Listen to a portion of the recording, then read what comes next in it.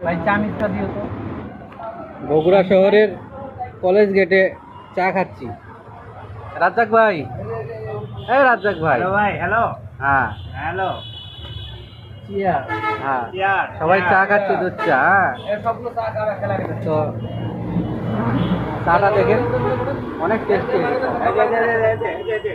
এই যে হ্যাঁ, তো চাটা মুখে দিতে দেখলাম যে দারুণ চা, অসাধারণ। মালায় ভরপুর।